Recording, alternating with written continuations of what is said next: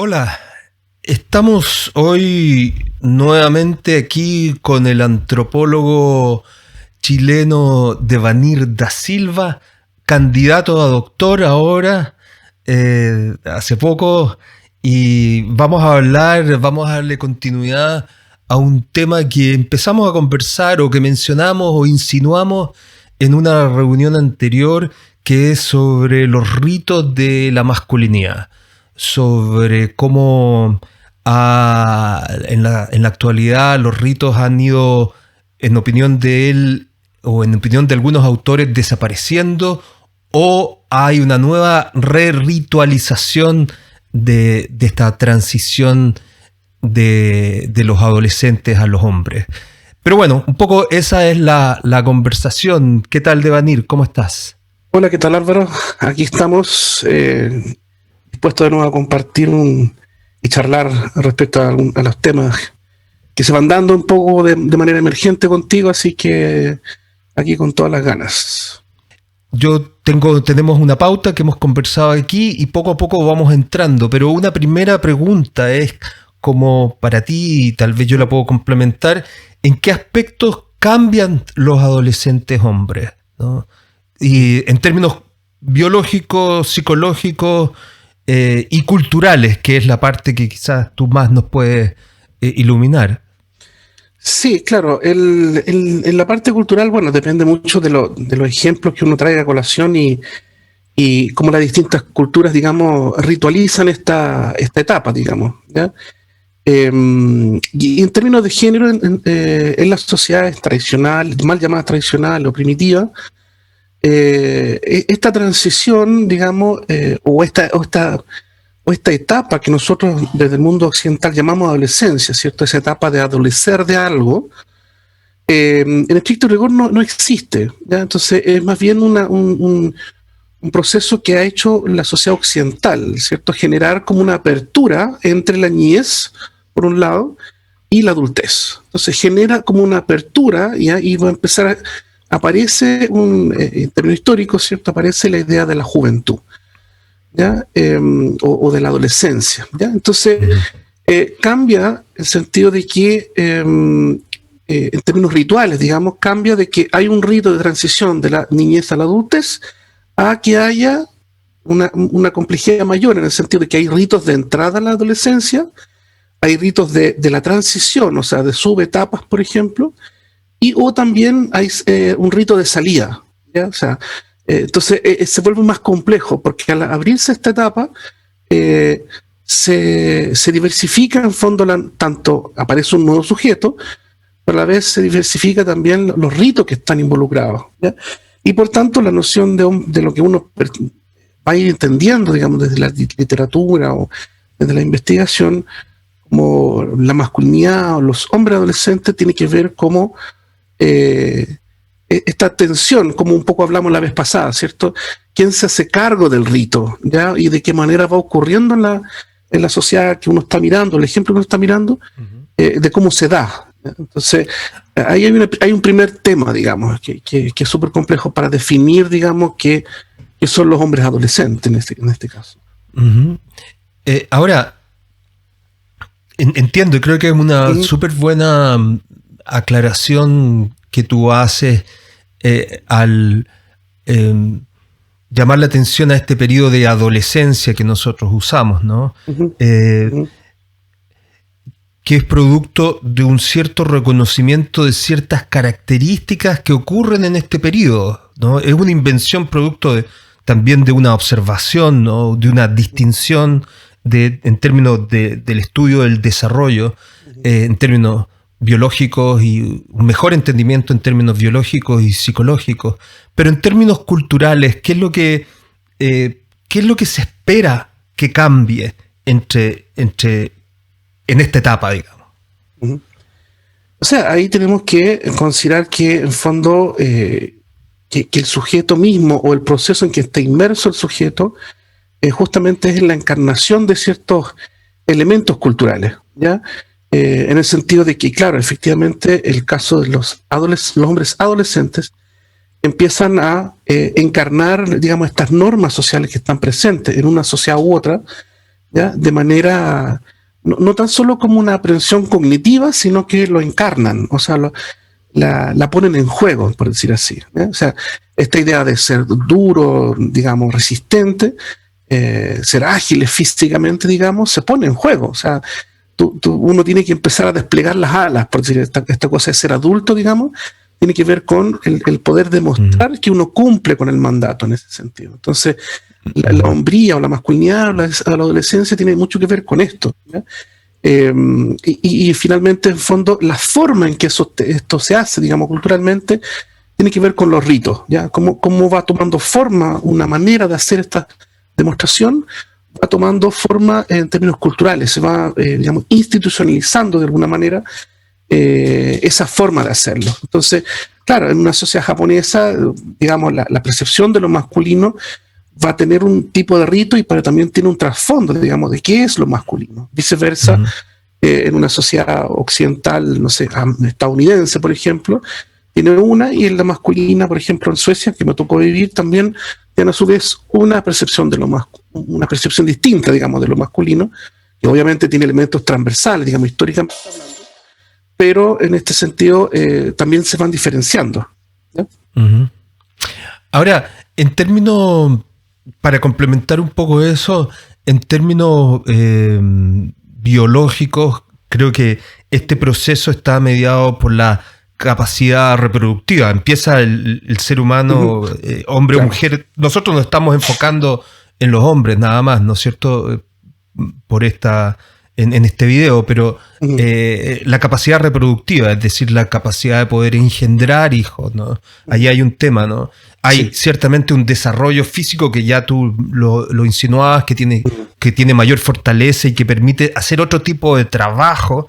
Y por otra parte, psicológicamente también hay un cambio muy importante. Hay un desarrollo cognitivo que permite una mayor capacidad de abstracción, de planificación, de una mayor complejidad en el aspecto cognitivo, ¿no? Entonces todos esos aspectos también, desde un punto de vista más desde la psicología, entran en juego o empiezan a aparecer y empiezan a llevar al individuo a un rol distinto en la sociedad, ¿no? Que es un poco lo que tú mencionabas. Ahora, habiendo hecho esa primera breve caracterización, que pues es bastante obvia para creo que la mayoría de la gente, pero creo que vale la pena hacerla en esta conversación, aunque sea brevemente, pasemos ahora al rol de los ritos, ¿no?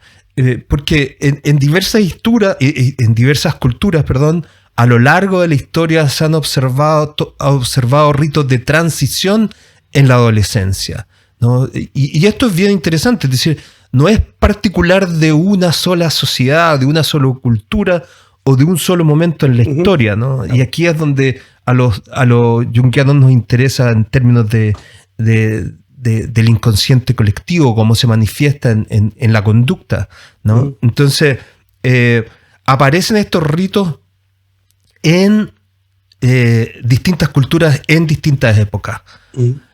¿Por qué aparecen estos ritos en la adolescencia? Sí, uno de los aspectos clave desde la antropología, digamos, en esto de entender los ritos, lo tomamos desde uno de los padres de la antropología, digamos, Claude Lévi-Strauss, digamos, es cuando él habla del tótem y tabú, o cuando él habla del incesto, digamos. Claro, el incesto tiene una forma en particular y opera. La pregunta va a decir él dónde está el límite, y eso lo decide cada cultura, ¿ya? Pero el incesto siempre va a estar, ¿ya? Lo mismo con los ritos, digamos, es la misma explicación, en el sentido de que los ritos siempre van a estar, siendo que están en la adolescencia o no, pueden estar en la vejez, pueden estar en la niñez, etcétera, digamos, van a estar presentes. Lo que hace el contenido, o sea, lo cultural propiamente tal, lo que cada sujeto vive o experimenta en la vida, en una sociedad determinada, es, en fondo, con cuánta carne se pone esos huesos, en el sentido de que, por ejemplo, como los antropólogos también hablamos mucho de la cultura, pero también los tenemos que situar desde la propia vivencia. Me tocó vivir la adolescencia en Suecia, ¿ya? Y ahí hay un rito bien particular en esto que es un poco la imbrincación entre lo biológico y lo cultural, ¿cierto? Que a uno le empieza a salir los vellos en la cara, ¿cierto? La voz se empieza a engrosar, etcétera, etcétera. Y todo eso, por lo menos en la cultura sueca, digamos, ese moldeamiento entre lo biológico y lo cultural, generan como un rito de pasaje, digamos, que tiene que ver con la madurez sexual que tú mencionaste, ¿cierto? Y dan como una suerte de ciudadanía en lo sexual. Bueno, si hay algún sueco o alguien que sepa sueco mirando, van a saber, digamos, que hay un rito que se llama byxmyndig, att vara byxmyndig, es decir, ser mayor de edad en los pantalones.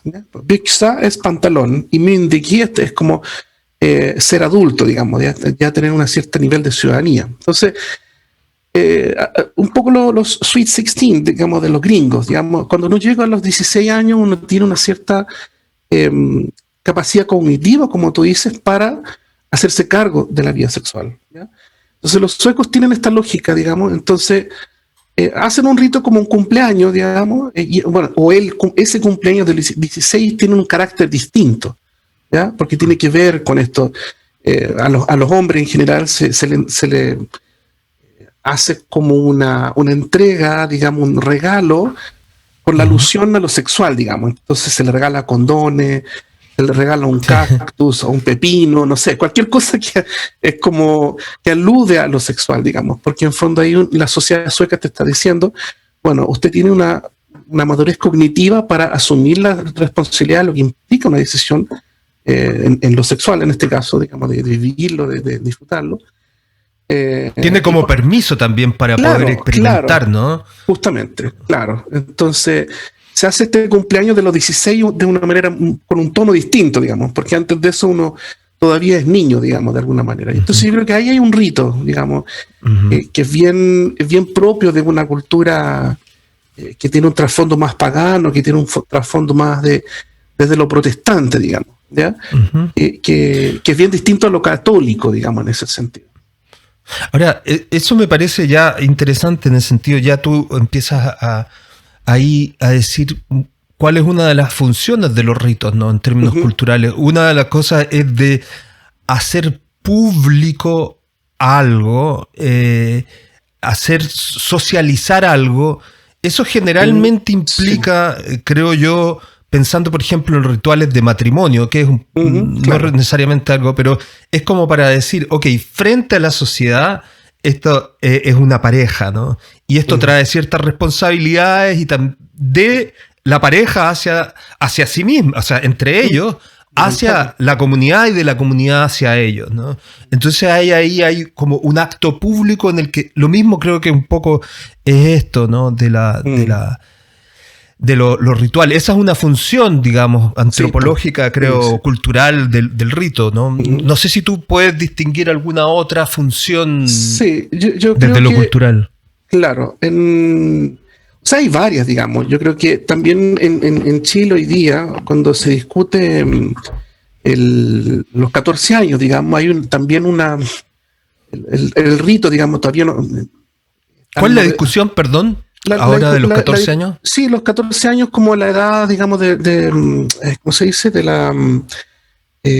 poder votar, digamos. Estamos en la cosa más política, digamos. O sea, si el niño tiene, digamos, la capacidad de ser castigado, digamos, entonces también tendría la capacidad de elegir un candidato político, digamos. O sea, hay una discusión en los ámbitos de juventud, en los estudios de juventud, críticos, digamos, que está diciendo si una sociedad a través de su sistema punitivo establece que un niño de 14 años tiene la capacidad de ser castigado porque sabe lo que hace y puede distinguir entre el bien y el mal, entonces definitivamente también tendría la capacidad de asumir una responsabilidad como sería votar, por ejemplo. También emerge como desde la práctica, digamos, una funcionalidad política, pero que en este caso todavía no está ritualizada, ¿ya?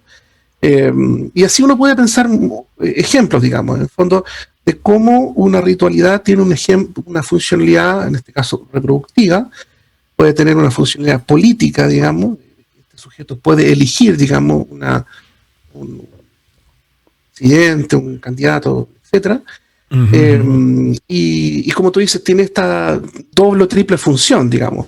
Hacia el Claro, interno, hay varias funciones. Claro, hacia el interno de quienes contaban en este contrato, valga la redundancia, hacia afuera y de afuera hacia adentro, digamos. ¿Ya? Entonces, y en general, me acordaba a propósito del matrimonio, me acuerdo también que hay sociedades, no me acuerdo cómo se llamaban específicamente, pero es en África Central, que la ropa también tiene esta función ritual, ¿ya? En el sentido de que, por ejemplo, las mujeres viudas tenían un cierto adorno de la cabeza, ¿cierto? Las mujeres casadas y las mujeres solteras. Entonces, entonces los hombres sabían, digamos, de la comunidad, sabían cuáles mujeres eran viudas, cuáles eran casadas y cuáles eran solteras, ¿ya? Entonces hay un sistema en general muchas veces imbrincado que te dice, que te comunica además, digamos, cuáles son las mujeres disponibles, no disponibles y que las que están fuera de consideración. El anillo, ¿no? El anillo que también... Claro, en este caso, en europeo, digamos, occidental, es el anillo. Sí, aquí también se ocupa, fíjate, Ajá. qué curioso. Entonces, claro, la funcionalidad o el ámbito de la funcionalidad, evidentemente, como tú dices, va a ir cambiando, digamos, pero hay que ir viendo en qué sociedad uno está ejemplificándolo, digamos. La sociedad árabe, por ejemplo, es el tema del tapar el cuerpo, digamos, femenino, digamos, tiene que ver con eso, digamos, no es solamente el anillo, digamos, porque en fondo en el mundo occidental el anillo designa, digamos, que una mujer está ocupada, pero en el mundo árabe no solamente es el anillo, sino que la mujer debe estar tapada en sí mismo, ¿cierto? Porque no puede ser objeto de deseo para otro hombre. Entonces, y ahí viene también otra funcionalidad en el rito de lo masculino, ¿ya? Que es un diálogo entre hombres, o sea, es una ritualidad, digamos, matizada, una comunicación específica entre hombres, ¿ya? Y eso también es un aspecto a considerar, digamos, que en fondo es un diálogo, un metalenguaje, digamos, muchas veces estos ritos, para comunicar algo, o sea, para que toda la comunidad esté enterada, digamos. También es una forma, estos ritos entonces culturalmente tienen una forma también de evitar el conflicto, ¿no? Claro. En ese sentido, es decir, yo digo, esta mujer está casada, ya tiene un hombre, digamos. Entonces, así se evitan entrar en otros tipos de problemas, o se intenta evitar, por lo menos, evitar en otro tipo de problemas que pueden terminar sobre todo antes, en conflictos más violentos, ¿no? Más agresivos, o en polémica respecto a la paternidad y todo ese tipo de cosas, ¿no? Ahí también creo que tiene... Claro, hay una funcionalidad externa, hacia lo externo, digamos, hacia quienes están afuera. Pero ojo, también tiene una función, como tú dices, no solamente hacia la pareja, por ejemplo, que entra en un contrato de matrimonio, sino que también hacia el interior del sujeto, digamos, en el sentido de que, por ejemplo, el rito de pasaje, digamos, de la niñez a la adultez en los Barú de Papua Nueva Guinea, que es un ejemplo clásico en la antropología, entre todas, que por cierto está lo que mencionamos también, digamos, pero también hay una lectura que uno puede hacer que en la medida que el rito, digamos, establece una cierta lealtad del sujeto en función de lo que está haciendo, ¿cierto? Cuanto el rito más físico es, digamos, cuando incluso implica, digamos, hay tribus en África que tienen como un tótem, digamos, un animal, como su animal, su avatar, digamos, y los hombres se hacen laceraciones, son como tatuajes, pero laceraciones, digamos, que imitan en este caso, la espalda del crocodilo, ¿ya? Imita la espina, digamos, ¿ya? Entonces, claro, ese es un proceso físicamente y biológicamente súper doloroso, digamos, y hay todo ¿cómo se llama? Un poder, digamos, sostener este proceso, digamos, porque es sin anestesia, es con un pedazo digamos, sanitariamente es como súper cuestionable, porque claro, es como ir cortando. Hay un riesgo. Hay un riesgo, claro, claramente.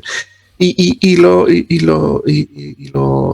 importante de ahí, claro, es como, por un lado, está lo biológico sanitario, lo psicológico, que tiene que ver con cómo el sujeto, digamos, internaliza, digamos, encarna lo que anteriormente estaba puesto como un símbolo nomás, como un símbolo externo a él. Él tiene que encarnar esto. Entonces, ahí hay un tema, digamos, que es una bien importante. Direccionalidad hacia el sujeto, digamos. No es un elemento comunicacional hacia la comunidad, sino que es que el sujeto adquiere como una suerte de lealtad a la comunidad y entidad propiamente tal, a partir de lo físico, a partir del sufrimiento, a partir del dolor. Que ahí vamos a retomarlo con el famoso Jung-Chul Han, digamos, el coreano, que tiene que ver con el tema del dolor, digamos, como ritual también de alguna manera ritualiza también como el cuerpo permite, digamos, a que el sujeto se individualice, ¿ya? Hace presente lo humano, por decir así, ¿ya? Entonces también hay un tema elemento. El rito propiamente tal de los Baruya de Papua Nueva Guinea, no sé si han visto, lo muestran en estos programas de naturaleza de National Geographic. Ellos saltan de una torre, ¿ya? De una torre construida, digamos, con madera, digamos, y la liana tiene justo el largo de la torre y un poquito más. Sí, es entonces, bien impresionante. Claro, el chico se tira, ¿ya? Y alcanza justo llegar a la tierra cuando la liana, digamos, lo atrapa, digamos, ¿ya? Pero alcanza a pegarse un buen porrazo, digamos, con la espalda, digamos, porque uno tiende a protegerse, entonces gira y pega más bien con la espalda en el piso. Y claro, si uno mira desde adentro, como ellos, digamos, significan el rito, tiene que ver con esto de tirarse al vacío, que está un poco también ritualizado desde la misma religión católica, digamos. ¿Para qué ir más lejos? Está la escena de, ¿cómo se llama? De Indiana Jones, cuando tiene que alcanzar el santo grial, digamos, que está en la cueva, digamos, y tiene que pegar este salto en el vacío, digamos, ¿ya? Entonces tiene que, el joven, digamos, para tornarse adulto, o el niño en este caso, para tornarse adulto tiene que tirarse, superar el miedo del vacío, digamos. Superar el miedo, ¿no? Claro, justamente. Entonces cuando lo asume, cuando lo encarna, claro, el valor, cuando lo logra encarnar, se torna adulto. Entonces, claro, toda la comunidad, cuando terminó de saltar y ya se pegó el porrazo, llega y lo abraza, ¿ya? Y ahí está el momento, digamos, de la culminación, digamos, ¿ya? Después el resto es celebración, más que nada. Pero eso es súper importante también entender que los ritos. Entonces la pregunta es, bueno, ¿qué ritos tenemos nosotros también? O sea, porque estamos tan inmersos en la cultura propia, digamos, que muchas veces nos visualizamos los propios ritos. Ahora, déjame hacer una breve referencia a lo psicológico y que tomando justamente esto de que el rito tiene una función para el mismo sujeto, ¿no? Que lo que Jung en algún momento dice es que los ritos tienen la función de ayudar a la transformación de la energía. Es decir, estas fases transicionales son tan difíciles en términos psicológicos que necesitan de ciertos elementos externos que puedan, como bien tú dices, encarnar en la propia experiencia la transición y ayudar a que se produzca, ¿no? A que el niño no se quede en esa condición tan cómoda de la infancia, ¿no? Tan dependiente de la infancia, ¿no? De los padres, de la seguridad, ¿no? Entonces, para ayudar en ese proceso psicológicamente, se desarrollan todos estos ritos que son como un estímulo, como que de alguna forma simbolizan en la propia experiencia, en la acción, el proceso que está viviendo. Esa es una de las funciones psicológicas. Creo que podríamos hablar más también sobre esto, por ejemplo, decir que los ritos tienen de alguna forma sirven para poder manejar la ansiedad y la tensión que producen algunos de estos procesos, ¿no? Entonces, de algún modo se puede actuar esa ansiedad, externalizar en una cierta forma que está protegida, controlada, esta ansiedad, esta tensión, estos peligros que aparecen en estas etapas, ¿no? Ahora, tenemos aquí, tú ya has hablado de algunos ritos que demuestran, digamos, cómo se da esto en la adolescencia. ¿Tendrías alguno otro que comentarnos? No, hablaste del sueco, del de Papúa Nueva Guinea. Después yo les comento uno japonés. En antropología es clásico el ejemplo de Margaret Mead, digamos, cuando ella investiga la sexualidad de los samoanos. Y bueno, se le critica después también porque justo en la época en que está Margaret Mead hay también una escuela, en la teórica, digamos, en la antropología que está muy vinculada con la psicología. Entonces, de hecho, se llama cultura y personalidad, digamos. Entonces hay la cultura la norteamericana, digamos. Entonces, pero más allá de eso, el ejemplo, la investigación que ella hace en Samoa sobre la sexualidad tiene que ver con un poco la interpelación que ella hace respecto al tipo de transición que hay en los países occidentales, o en este caso norteamericanos, versus lo que hay en las llamadas sociedades primitivas, digamos, mal llamadas sociedades primitivas. Y ella planteaba que en fondo el proceso de transición de la sexualidad o de los adolescentes respecto al tema de sexualidad en Samoa era mucho menos traumático que la transición estadounidense en su época, ¿ya? Entonces ella decía, bueno, esta investigación la hago no para que ustedes conozcan la transición o la cultura samoana en estricto rigor, sino que dialoga con la cultura norteamericana, específicamente en el ámbito de la sexualidad y específicamente en el caso de los adolescentes, que en Samoa la transición es mucho más fluida, ¿ya? Está más ritualizada y por tanto también la transición de una época de niñez a adolescencia, de adolescencia a adultez, también es mucho más fluida, digamos. Entonces, claro, efectivamente ahí, bueno, fue criticada y se le acusó de ser homosexual o bisexual, digamos, toda una polémica ahí. ¿Por qué? Porque no entiendo por qué. Porque tenía en su trabajo de terreno, porque claro, los antropólogos y antropólogas, el paradigma de la época era ir a hacer trabajo de terreno, digamos. Claro. Pensemos que en esa época no había internet, pensemos que en esa época cuando uno viajaba tenía que viajar, para llegar solamente había que viajar 2 o 3 semanas, ¿cierto? Y permanecer en una localidad aislada, digamos, por meses y después volver a la civilización, entre comillas. Y tuvo una pareja, es como el caso de Gabriela Mistral, por ejemplo, ¿ya? Que más que su obra fue como lo que generó su trabajo en terreno, digamos, ¿ya? Entonces tenía una pareja y que se le acusó que era un poco sesgada en su mirada, digamos, proyectaba más de sí misma.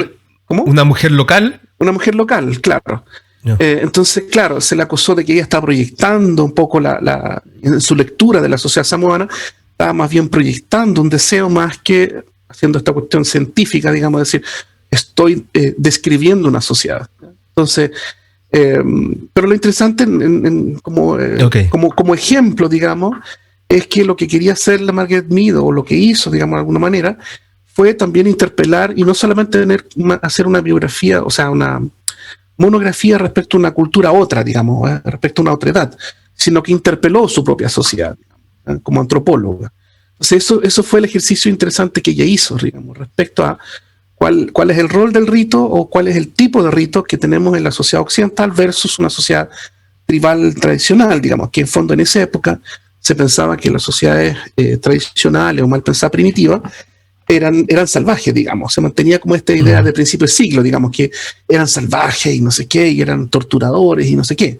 Entonces, y ella está en el fondo diciendo lo contrario, que en fondo los más civilizados son las culturas primitivas versus nosotros, que la sociedad occidental estamos generando más traumas todavía, ¿verdad? Con el catolicismo, con una cierta mirada del catolicismo quizá, que los traumas que están, o los no traumas, digamos, que están generando en las sociedades primitivas. Entonces, ella puso ojo en eso, digamos, ¿ya?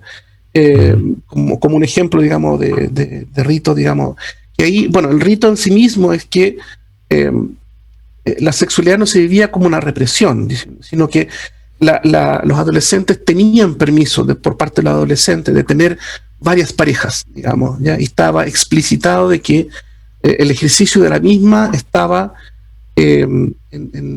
todos en condición de igualdad, digamos, hombres y mujeres, digamos, de disfrutar de la sexualidad en términos de que es para un aprendizaje, digamos, propio, con un otro, digamos, y para poder establecer un vínculo, ¿ya? O sea, para ejercer la sexualidad de una manera madura, digamos, pero para eso hay que aprender, digamos. Y aprender hay que hacerlo con un otro, digamos, en ese sentido, con otro cuerpo, ¿ya? Y ella sintió que esa forma de abordar la sexualidad permitía una ritualidad mucho más sana, digamos, que la ritualidad occidental.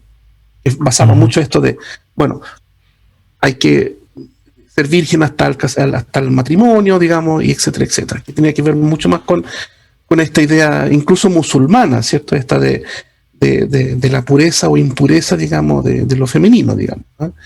Entonces ahí yo creo que ella aporta en esa mirada, digamos, respecto a la ritualidad.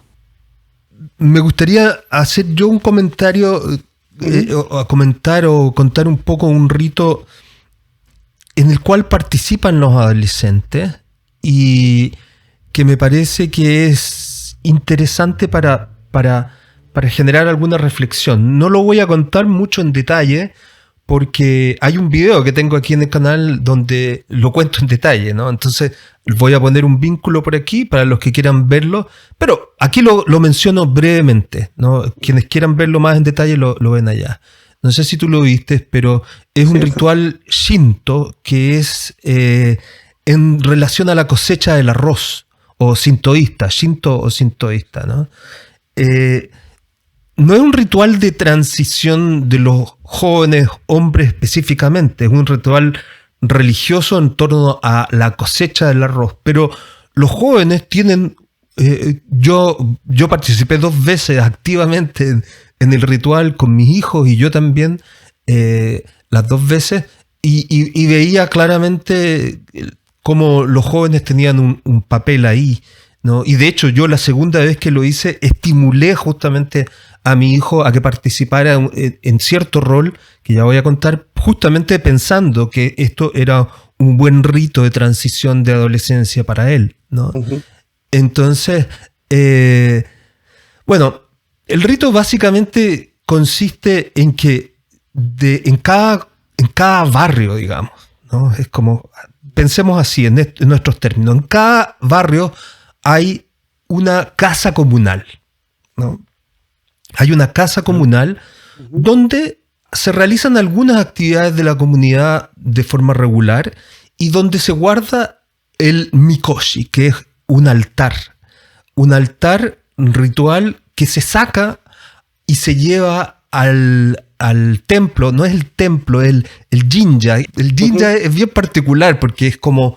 hay un edificio central donde prácticamente entra hasta al altar mismo, digamos, y generalmente los jinjas son un espacio de naturaleza rodeado por árboles, y no la religión sintoísta tiene mucho que ver con la naturaleza, con el respeto y la relación con la naturaleza, ¿no? Que los dioses están en los distintos elementos de la naturaleza.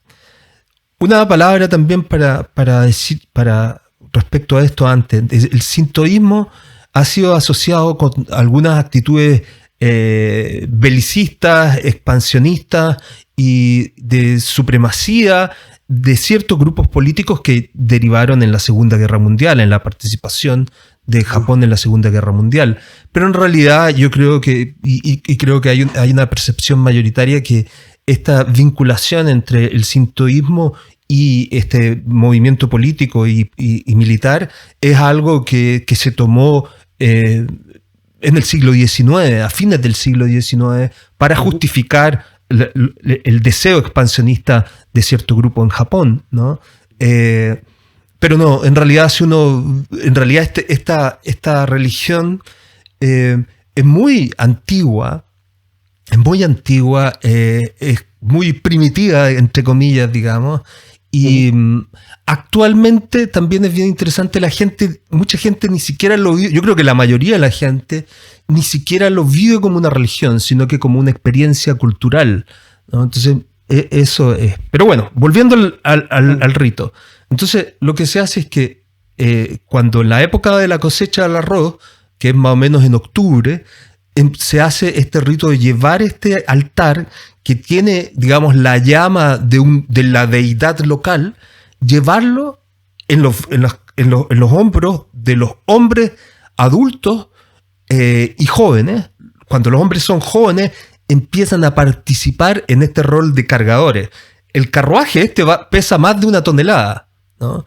Entonces hay como 20 hombres, a propósito del dolor y del sacrificio que decía. Hay un elemento de sacrificio, es decir, de esfuerzo, de dolor, de esfuerzo físico para cargar estos carruajes, ¿no?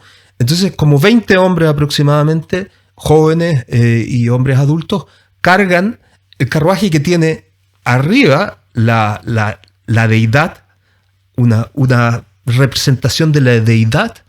No sé exactamente qué es lo que es, ¿no?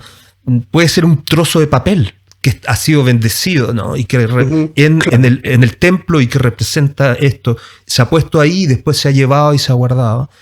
Entonces tiene en la parte superior a la deidad, tiene un tambor donde los niños, pueden ser niños o niñas o jóvenes de cualquiera de los dos sexos, tocan el tambor y marcan el ritmo para que las personas suban el altar al hombro o lo eleven o lo sacudan, ¿no? Entonces ellos van marcando el ritmo.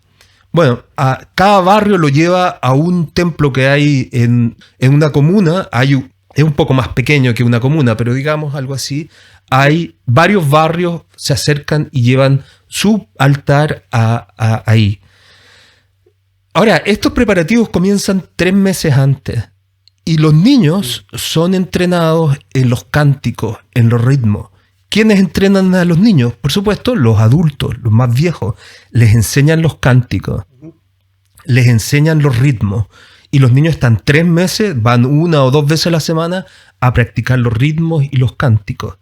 Entre medio, durante estos 3 meses también, hay un periodo de que los cargadores se entrenan en los cánticos también, en la coordinación de los movimientos, es un entrenamiento de la fuerza también, ¿no?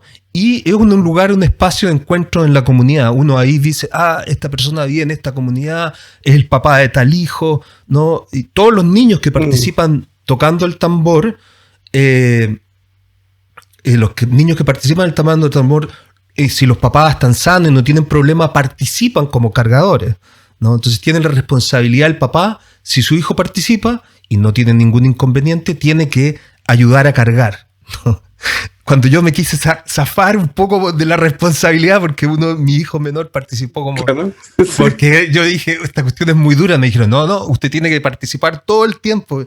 Yo quería participar un ratito nomás, porque para contar que había participado, pero me dijeron, no, tiene que participar todo el tiempo.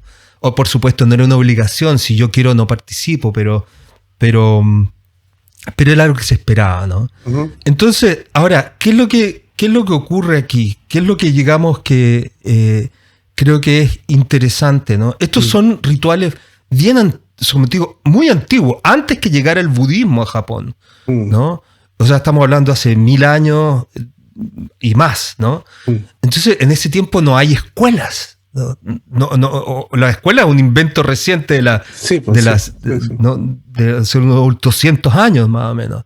Entonces, ¿cómo se enseñaba a los niños? Se enseñaba obviamente en la convivencia cotidiana, pero también en todas estas actividades. ¿Y qué es lo que yo pude ver que se observaba ahí? ¿Qué es lo que se enseñaba ahí? ¿No? Primero, me parece sumamente interesante que se destaca el valor de la comunidad, ¿no? Porque todos participan ahí. Uh-huh. Participan los más viejos, enseñándole a los más jóvenes, participan los hombres, cargando, los niños o las niñas, tocando los tambores. Es fundamental el rol de las mujeres, ¿no? En ayudar en la logística, digamos, de todo esto. Sin las mujeres no podría ser posible esto, ¿no? Ahora, hay también un reconocimiento, creo yo, a que hay fuerzas superiores que intervienen en nuestra vida. Hay un reconocimiento, llámale tú, aquí les llaman kami, ¿no? Que son los dioses o son estas divinidades, llámale Dios, pero llámale tú la naturaleza, lo misterioso, como tú quieras. Y para nuestra mentalidad occidental eso parece algo primitivo y antiguo, pero en esta pandemia hemos visto cómo rápidamente nos llama de que hay cosas que no podemos predecir y la mortalidad, nos vemos enfrentados a la mortalidad y a los límites de nuestra existencia. Bueno, Este acto es un acto anual que reconoce eso, ¿no? También es una forma de vincularse con la naturaleza, con los ritmos de la naturaleza, porque se empieza a activar cuando empieza a ser el verano y va se acercando la cosecha, ¿no? El valor del sacrificio. Se invierte tiempo, esfuerzo y dinero, porque estos mikoshi cuestan caro. Entonces la comunidad pone dinero para hacerlo, y además también todo para la logística de todo esto. Las empresas también de la comunidad ponen dinero, ¿no? Ponen dinero para que esto pueda ser posible. Todos los pequeños, no sé, pues una pequeña panadería pone lo que puede, otro negocio de una ferretería que tiene más dinero pone más dinero, ¿no? Entonces todos participan, y hay una donación, hay un sacrificio que en este caso también es físico, que también rescata un valor. Los jóvenes son centrales, ¿no? Los jóvenes son centrales en esto porque los niños van arriba del mikoshi, ¿no? Representan, diría yo, un poco la pureza, la inocencia y el futuro. Los niños no pueden tocar el piso. Cuando se suben y llegan al este, no pueden tocar el piso. Para moverlos del mikoshi al altar, cuando llega, van en los hombros de alguien. No pueden tocar el piso. Están como purificados, ¿no? Y se llevan ahí al altar para terminar el rito. El suelo está impuro, digamos. Exactamente. No puede haber esta conexión, digamos. O no directa, porque sí hay una conexión indirecta a través de los cargadores, ¿no? Pero el poder, el potencial y la pureza de los jóvenes descansa en los hombros de los padres, literalmente. ¿Te fijas? A propósito de lo que podamos conversar después. Descansa en que los padres y los hermanos más grandes los llevan en sus hombros, ¿no? Entonces, también hay valores de colaboración y de coordinación. Ahora, ¿dónde entran los jóvenes aquí? Yo veía a unos muchachos de como pequeñitos, o sea, de unos 12 años o 14 años, pero eran bajitos, ¿no? Entonces, que ni siquiera alcanzaban bien a llevar el altar en los hombros, pero estaban felices de poder participar. Era como lo que más querían hacer, era participar en ese ritual, y se metían ahí entre medio y trataban y se esforzaban, y tal vez no alcanzaban con los hombros, pero cuando los levantaban, ayudaban a levantarlos. Todo esto también con un puro taparrabo, ¿no? Yo no me puse taparrabo, pero todo esto son con un puro taparrabo, los niños y todos, ¿no? Pero entonces hay ahí, y yo le sugerí que mi hijo participara porque mi idea era decir, bueno, tú estás entrando, estás convirtiéndote en un hombre y participa de una actividad de los hombres que involucra a la comunidad, que implica un reconocimiento de la deidad, que requiere un respeto, que implica un ejercicio de fuerza, de trabajo en equipo. Genera un símbolo de la capacidad y el potencial que tiene uno por el trabajo físico que hay involucrado, lo cual no es típico de este rito, sino que es común a muchas actividades físicas. El deporte también es una forma en que se expresa esta capacidad en términos físicos, pero esta capacidad hace referencia también a la capacidad psicológica y espiritual. Y por último, para terminar, yo diría que también se ofrece la posibilidad de un sentido de logro y de alegría derivado del trabajo en equipo. Y eso lo puedo también mencionar yo mismo en mi experiencia. Es decir, uno queda adolorido, ¿no? Yo quedé con los hombros adoloridos durante varios meses, sobre todo por la primera vez porque no sabía bien los cánticos y esto, entonces me golpeaba ese mikoshi, me golpeó y me quedé adolorido varias veces. Entonces, pero hay un sentimiento al final de logro, de haber participado de un hecho colectivo, de tener un cierto sentido, aunque yo ni siquiera hablaba japonés, ni hablo japonés todavía, sentía que había podido lograr algo con un grupo de gente y eso me hacía sentir muy bien. Y eso también es un sentimiento que a los jóvenes, ese sentido de un logro colectivo con la gente de tu comunidad, me parece que con tus compañeros de colegio, con los padres de tus compañeros, ¿no? Yo diría que en mi experiencia en Chile y en El Salvador hay muy pocas o ninguna actividad ritualizada de ese tipo. Hay algunas cosas que son de repente más espontáneas, como por ejemplo cuando se juntan los papás y los hijos a jugar fútbol, por ejemplo. Eso es algo donde hay algo de eso, ¿no? Muy latinoamericano, digamos. Claro, y es algo de eso, pero bueno, ese es un poco el rito y es muy, muy interesante y muy bonito, creo.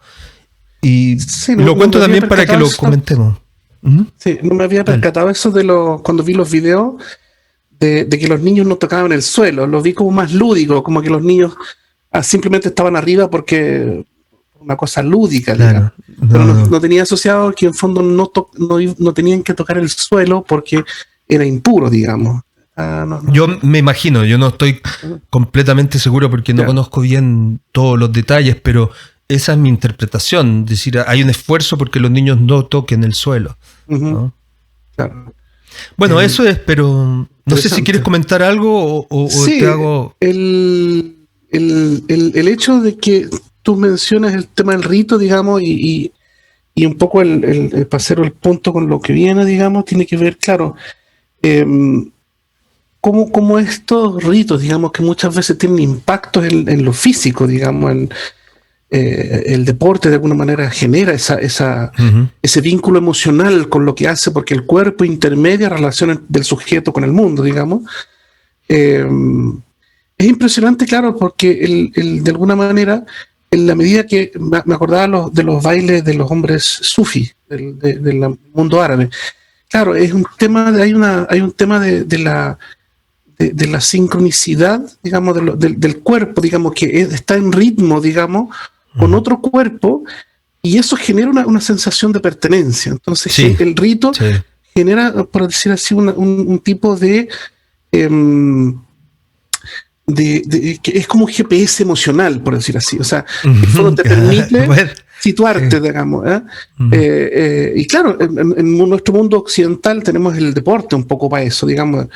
Pero es como un rito muy tosco, no tiene estructura, está como hecho más de manera emergente, tiene poca historia, porque en fondo es como, no es sincronizar los cuerpos, es como casi que los átomos todavía no tienen un baile, no tienen un cántico común que permite los átomos moverse, sino que todavía están chocando, así como que todavía no saben para dónde ir, no hay un mantra, digamos, no hay un símbolo que esté ahí, digamos, que de alguna manera genere un mantra unificador, digamos, que sintonice los cuerpos de una cierta manera, que permite, digamos, el sujeto que está ahí, digamos, bailar con eso, digamos. Porque claro, cuando tú mencionas que varias veces te golpeó la madera, digamos, el hombro, es porque, claro, no estabas haciendo el gesto, el ritmo, digamos, justamente. Entonces, claro, tú ibas para arriba y los tipos bajaban, pues entonces, ¡pah!, te pegaban el hombro. Entonces, exactamente. Cuando tú estabas bajando, en realidad los tipos estaban subiendo, entonces estaba todo completamente en desritmo, digamos, de la cuestión. Entonces, claro, en la medida que, y esto tiene harto que ver con la antropología, en el sentido de que el trabajo en terreno es justamente el ir aprendiendo eso, digamos, saber que en fondo para estar en la comunidad uno tiene que ser capaz de entenderla y ser capaz de participar y después también hablar desde ahí, digamos, hablar desde adentro de esa comunidad. Entonces, efectivamente, lo corporal que te duele es como, y bueno, ahí volvemos al tema del dolor, digamos, es decir, el dolor no es un dolor en sí mismo, sino que algo comunica, algo te dice, digamos. Y no es solamente una derrota, uno tiene que ir más allá de la derrota individual, digamos, no lo logré hacer o lo hice mal, etc. Esa es como la conceptualización o la racionalización que tenemos desde lo occidental, sino que el dolor me está diciendo algo y tratar de comprenderlo, digamos, más que decir, es una derrota, no lo logré o lo estoy haciendo mal. Entonces yo creo que ahí también es como súper interesante y hacer ejercicios que un poco hoy día... en términos teóricos, digamos, hay un un teórico brasileño que un poco hace un juego, invierte el juego. Porque antiguamente él decía, la antropología era familiarizarse con lo extraño, ¿ya? O sea, cuando Levi-Strauss, Margaret Mead, digamos, Malinowski, todos estos grandes, digamos, de la antropología, iban y se familiarizaban con lo extraño, con lo no occidental, ¿ya? Pero Gustavo Lins, un antropólogo más contemporáneo, decía, hoy día lo que tenemos que hacer muchas veces, que ya el antropólogo no tiene que investigar una cultura extraña, sino que muchas veces está al interior de una propia cultura, ¿cierto? Tiene que empezar a hacer el juego inverso, tiene que extrañar lo familiar, o sea, hacer el juego inverso. Claro, tú como Álvaro todavía estás tratando de familiarizarte con algo extraño, pero los antropólogas muchas veces cuando hacemos investigación en ámbitos de la propia cultura, muchas veces el esfuerzo, y claro, por eso digo para que los que nos están viendo piensen un poco también y reflexionen, que muchas veces para comprender la propia cultura, que no es un proceso natural, digamos, uno tiene que hacer el esfuerzo de comprenderse, más bien es el juego inverso, hacer extraño lo familiar, porque lo familiar está tan cerca de uno que tú no te das cuenta de quizás lo ritualizado o desritualizado que está, digamos. Entonces tienes que hacer eso familiar extraño para poder percatarte de qué es lo que implica estar en tu propia cultura, digamos.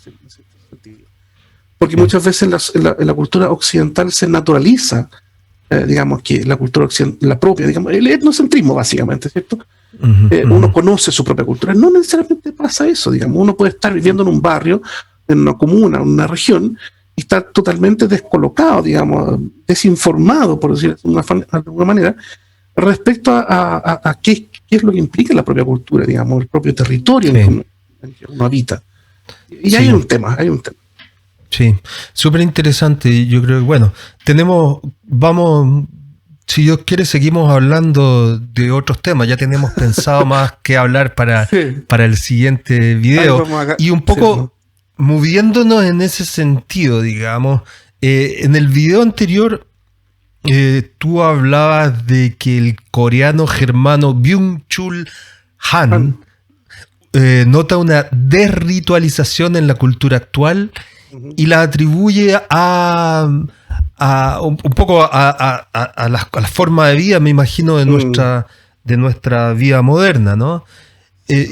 Y por otra parte, tú hablabas de una re-ritualización desde los mismos jóvenes, que tú planteabas, que decías que más que se estén desapareciendo los mitos están cambiando, y los jóvenes parecen o quisieran tener un rol en esos ritos de transición.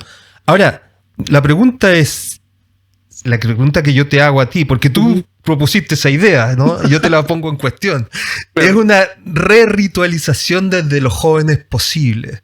¿Es posible esto que los jóvenes digan, ok, vamos a destruirlo todo, vamos a quemarlo todo, incluyendo nuestros ritos, nuestras tradiciones, y nosotros vamos a crear nuestros propios ritos de transición? En sociedades individualistas actuales, donde la comunidad real es en buena medida reemplazada por las redes sociales, ¿crees tú que es posible la ritualización? Bueno, ahí te hago algunas preguntas, tómalo por donde tú quieras, como tú quieras. Sí, no, en realidad el filósofo germano coreano, digamos, Byung-Chul Han, es un autor que lo están tomando muchas personas hoy día, digamos, como referencia, digamos, así como los empresarios toman, no sé, el arte de la guerra o así, no sé, de repente aparecen como libros, digamos, o autoras, digamos, bíblicos, digamos, en el sentido de que son la referencia, digamos. Pero claro, él básicamente está mirando desde el oriente hacia el occidente y diciendo que la depresión, digamos, o esta no desritualización, como lo llama, se basa en fondo la incapacidad, en fondo, o esta sobreindividualización, digamos, y donde se pierde lo colectivo. ¿Ya? Y no es el único que lo dice tampoco, ni en tiempo, ni etcétera, digamos. Porque lo dice Bauman, lo dice, no sé, Giddens antes que él, etcétera. Hay muchas referencias. Entonces no es el primero. El punto es que, claro, el diálogo generacional que siento que hay en el mundo occidental es justamente un poco, deviene de lo que un poco plantea Margaret Mead, digamos, en el sentido de que los adolescentes ya no son un sujeto, digamos, la juventud no es solamente un sujeto que es de lo cual los adultos quienes son observados, por decir así, sino que entran a jugar y hablar desde la cultura, digamos. No es solamente un sujeto de observación, sino que este sujeto de observación, digamos, se reveló, digamos, dejó de ser un objeto y es un sujeto en sí mismo. Entonces este sujeto, digamos, que es joven y no adulto, dice, bueno, me hago cargo de mi propia ritualización. Y esto, bueno, se puede mostrar en distintos elementos culturales, digamos. Yo te mencionaba antes de juntarnos hoy día, o justo antes, digamos, por ejemplo, hay muchas series, digamos, que un poco matizan esto o ponen esto en juego, ¿ya? Todo no sé si te recuerdas el boom, digamos, con Harry Potter y bueno, toda esta época, digamos. O sea, en fondo es el sujeto juvenil que está ahí, el sujeto niño que está tomando rienda de su propio destino, digamos, ¿ya? Mirando a los padres, digamos, pero ritualizando su propio proceso para ser magos en este caso, ¿ya? O sea, para entrar a un mundo otro, digamos, que no es el mundo de los adultos, sino que es el mundo del ser mago, digamos, ¿no? Pertenecer a un mundo distinto. Entonces creo que la distinción está acá en dos cosas. Como yo dije, no hay solamente una desritualización, sino que hay una re-ritualización, pero el punto es que se solicita una autonomía de este proceso de ritualización por parte del joven, y además estamos insertos, porque estamos no solamente en una sociedad industrial, sino que estamos en una sociedad finalmente postindustrial, digamos, o tecnologizada, digital, digamos, digital básicamente, en donde estos procesos que nosotros antes vivíamos durante 30, 40, 50 años, ¿cierto? La primera mitad del siglo XX, la segunda mitad del siglo XX, y así sucesivamente, hoy día lo vivimos en 5 años, en 3 años, en 10 años. ¿Ya? Lo que antes se vivía en 30 años, hoy día lo estamos viendo en menos de 30 o menos de 10 años. ¿Ya? Entonces hoy día no es un cambio de contenido en el estricto rigor, sino que yo creo que es un cambio de velocidad. Y en ese sentido, claro, estamos en la mitad y estamos viendo así en la microemergencia también de los ritos de los propios adolescentes. Entonces estamos viendo cómo ellos también van actualizando. Y claro, dentro de una sociedad hipertecnologizada como la de nosotros, muchas veces no es que el rito esté presente de manera tradicional, sino que lo que genera la posibilidad de pertenecer, ¿cierto? De pasar de una comunidad a otra o de pertenecer a una comunidad u otra, uno tiene que demostrar, ¿cierto? Por ejemplo, capacidad de conocimiento. Si uno no sabe los nombres de, no sé, de los cómics anime, por ejemplo, tú no eres parte de la comunidad, ¿cierto? Si tú no sabes el sitio donde dan los últimos capítulos, no sé cuánto, no eres parte de la comunidad. ¿Sí? Si no vas a los foros, entonces hay lo que sí creo que hay una inmaterialidad del rito, ¿ya? Antiguamente, claro, era más material el rito, porque uno sabía, uno mismo, digamos, ¿cierto? Uno mismo cuando era más jovencito, uno decía el rito de juntarse con los amigos. O sea, la comunidad de amistades estaba materializada en un espacio físico. Hoy día, claramente, en términos de generacional, nos cuesta percibir más dónde están esas comunidades ritualizadas, digamos, porque no hay una materialidad propiamente tal, ni hay una demarcación tan clara en ese sentido. Son más sutiles las marcas, porque además estamos dentro del fenómeno, no estamos fuera, no estamos mirando como históricamente. Tenemos una cierta distancia generacional con nuestra propia niñez, por ejemplo, pero coexistimos con una generación que ritualiza su transición de una manera distinta porque tiene condiciones materiales históricas para ritualizarla de una manera distinta. No es la misma que teníamos nosotros, por ejemplo. Cuando yo me iba a juntar con un amigo en los 80, para teléfono, si no estaba en la casa, jodiste, hermano, nunca te juntaste con tu amigo, tenías que salir a buscarlo y ver si tenías la suerte de juntarte con él. Hoy día no, o sea, hoy día la posibilidad de juntarte con un amigo, incluso en un tema, o sea, con más razón en una pandemia, no incide. O sea, incide que tú no tengas computador, por ejemplo. Ahí vemos el tema de la pobreza, etcétera. Pero hoy día la posibilidad de conectarse es infinitamente mayor que la que uno tenía antes. Claro. Pero hay muchos autores que también hablan de que también las posibilidades o emergencia de conflictos también, dado que es más posible comunicarse, también aumentan. Porque producimos más rituales también, de diferencia. O sea, yo me diferencio porque tengo pelo azul y no verde, por ejemplo, para ridiculizar un poco la cuestión, digamos. Pero un poco va por ahí, yo creo. Es posible, pero estamos como tan encima que no, pero súper interesante. Tú no me habías dicho no habíamos conversado de estos ámbitos donde tú ves el espacio que hay para los ritos de los propios jóvenes. Me parece súper interesante. Yo tampoco lo había visto así. Ahora, lo que tú dices, yo lo diría como que lo digital es un nuevo medio, ¿no?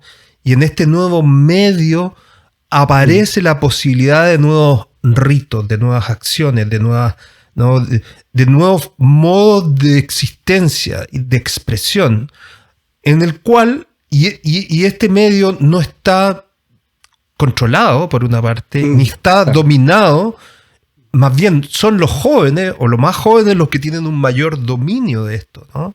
Que los más viejos, ¿no? Los más viejos tienen más dificultades con la tecnología, ¿no?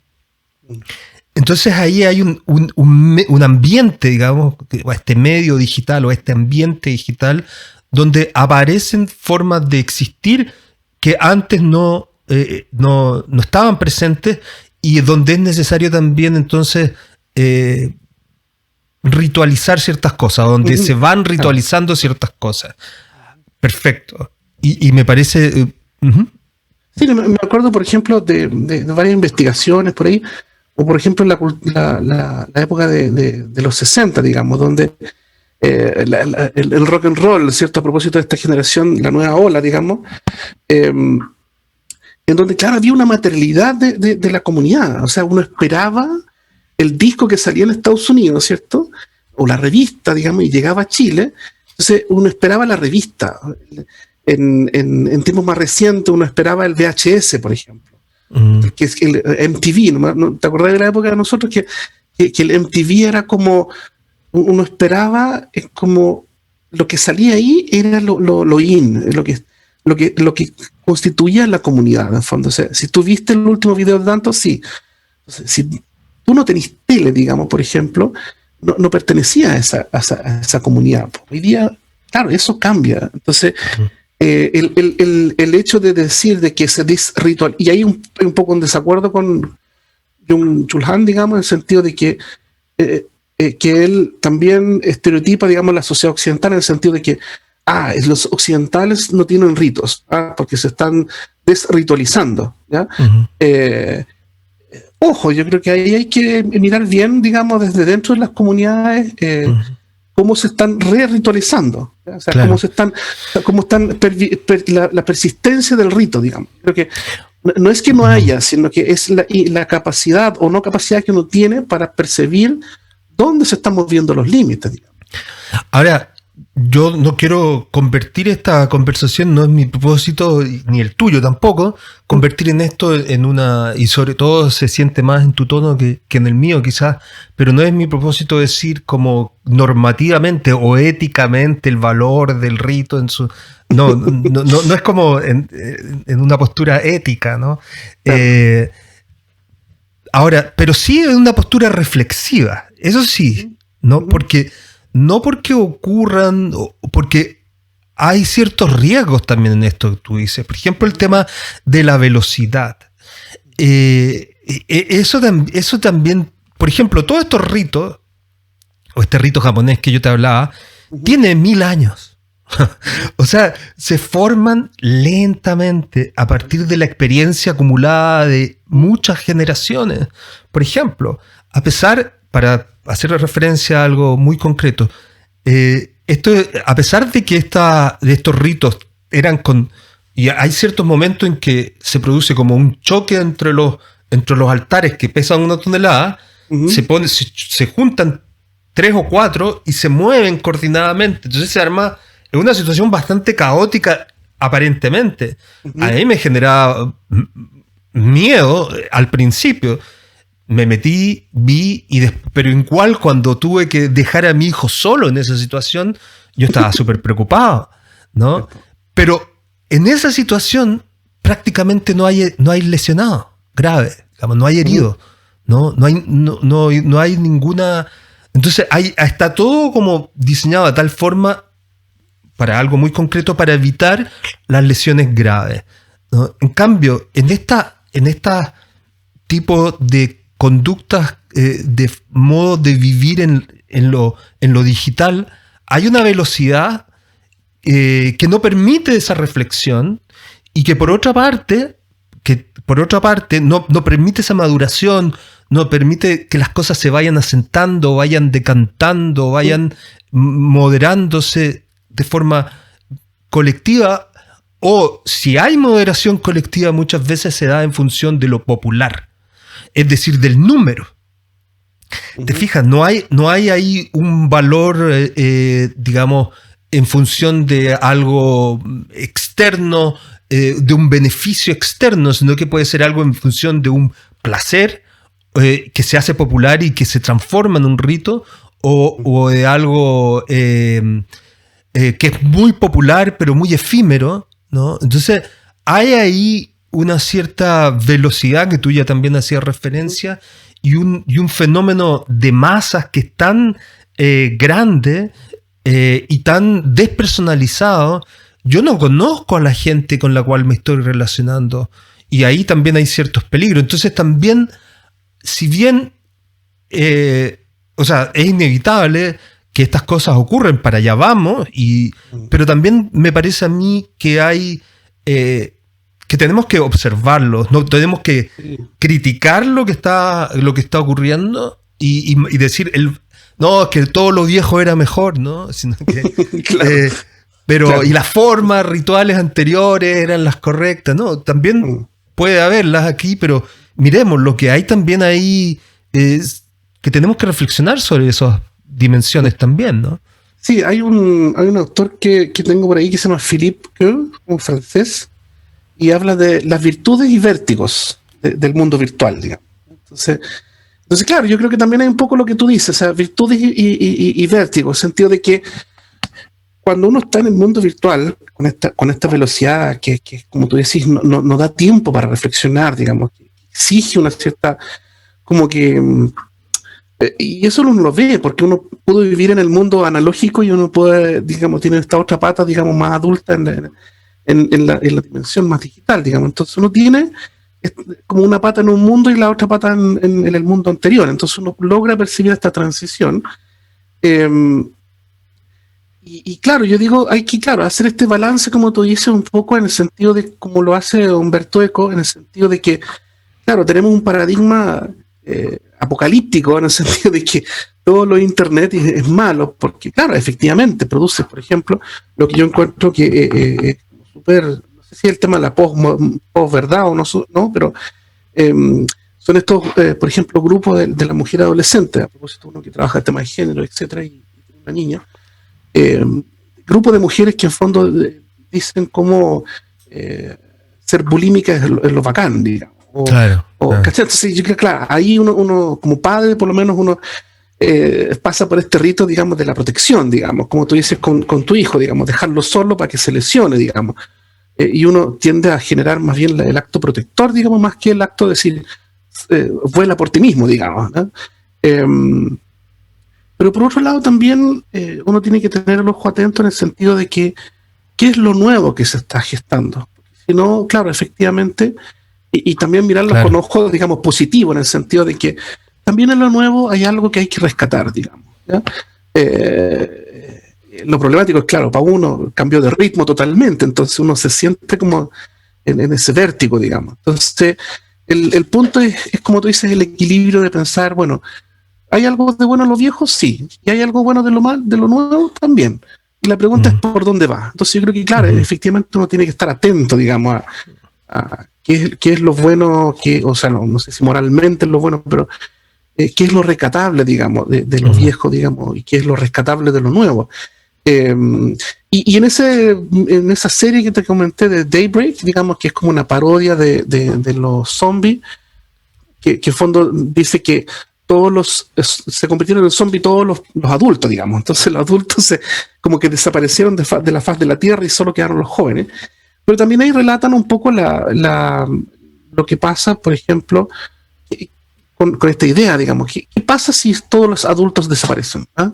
¿Cómo se organizan los jóvenes? ¿Qué cultura emerge a partir de eso?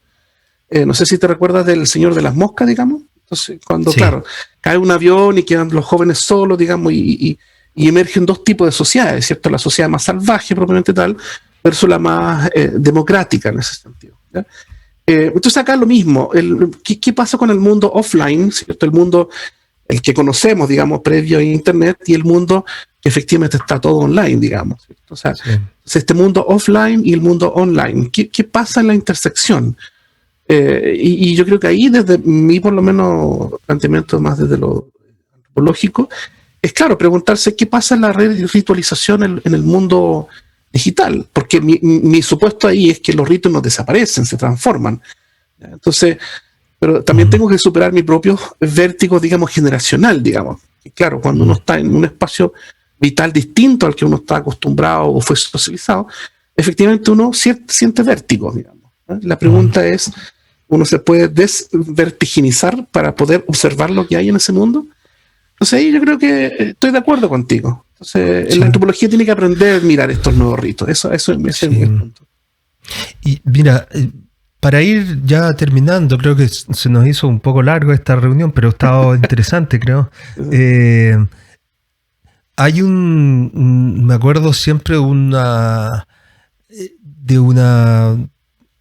fragmento de un libro de Hermann Hesse, creo que es Demian, ¿no? En el cual él dice, si se quedara un solo niño en el mundo, sería capaz de recrear todas las religiones del mundo, todos los dioses del mundo, ¿no? Y todas las cosas buenas y las cosas malas del mundo.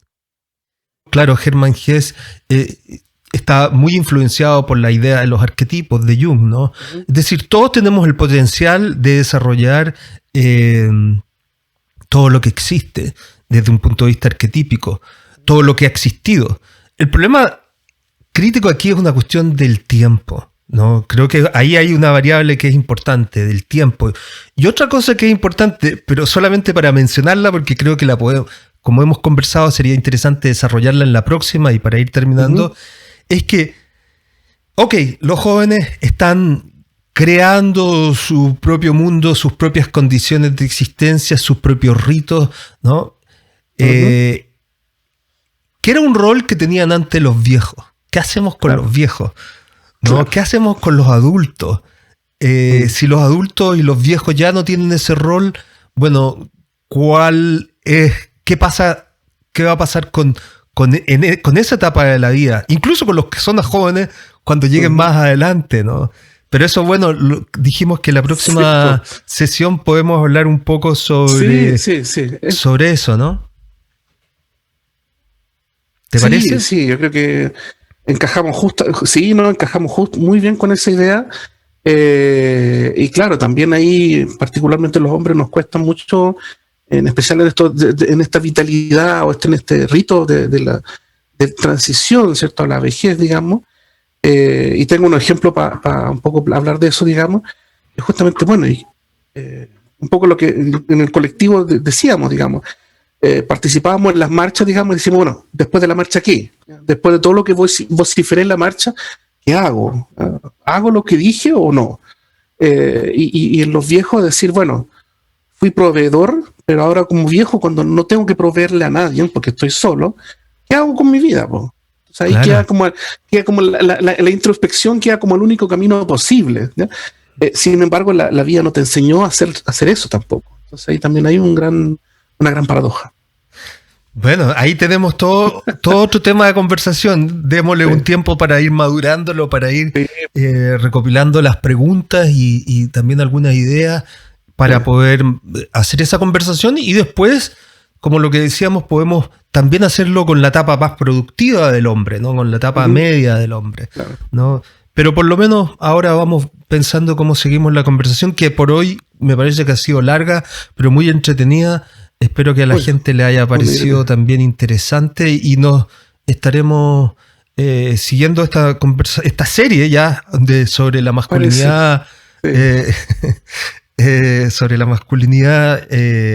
Después vamos a tener que invitar a algunas mujeres para conversar sobre lo femenino. Nosotros escuchar más, ¿no? Pero preguntarle nomás. Preguntar.